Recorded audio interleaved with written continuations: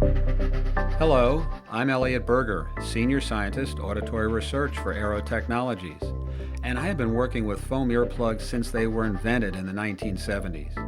We have learned much since then about how to use them well and how effective they can be. This brief 5-minute video was created to share that information in order to optimize your wearing experience.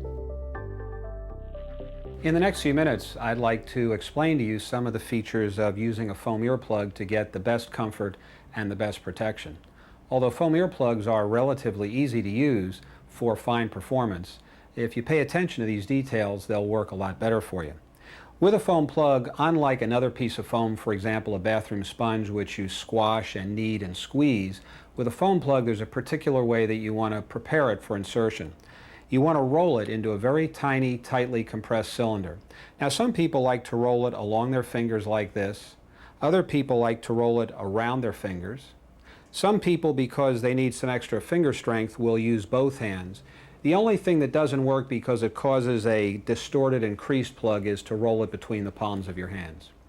So I prefer rolling it like this, and this is how I will demonstrate it for you. I'm going to roll it slowly without squeezing it too hard at first. As the plug gets smaller and smaller, I'm going to squeeze it harder and harder. The reason I don't squeeze too hard at first is because I don't want to squash it into a shape that will have creases or wrinkles. I'd like it to be very round and smooth so it's rolling up and down my fingers in a very smooth manner. As I get it small, I want to squeeze it as hard as I possibly can, and I'm not exaggerating.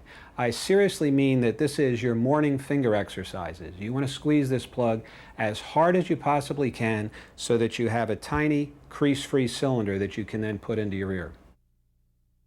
The other part of inserting this plug or any other earplug is that you're going to want to reach over your head with the hand opposite the ear that's being fitted and grasp your ear firmly and pull it outwards and upwards.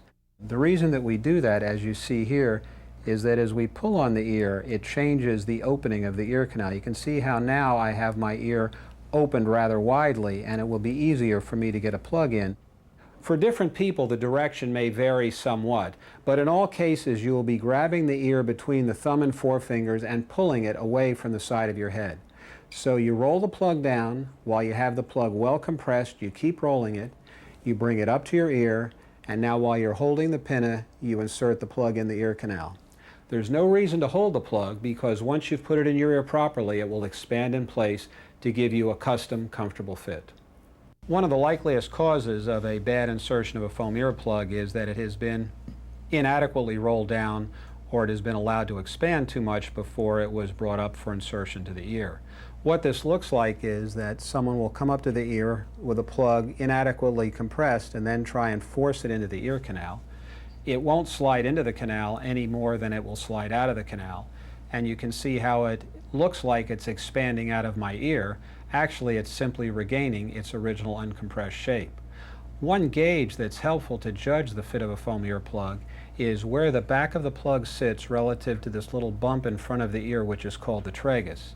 You can see that in this case, where the plug has been poorly fitted, that much of it is outside the tragus and filling this part of the ear, which is called the concha. When a plug has been properly inserted, you can see that from this angle you can barely see that there's any foam in my ear. I'm going to turn my head for you now slowly, and you can see how the plug has been well fitted into the ear canal. It's lost well behind the tragus. This part of the ear called the concha has no foam in it. The foam is in the ear canal itself. You can also use your finger for this test by feeling the back of the plug relative to the tragus.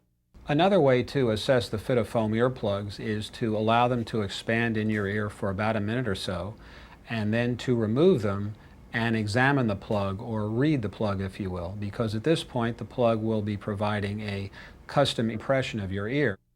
On this plug, what you can see is that there's a wrinkle, and that wrinkle is actually a sound channel which could let sound in along the side of the plug, so that's not been a well-fitted earplug.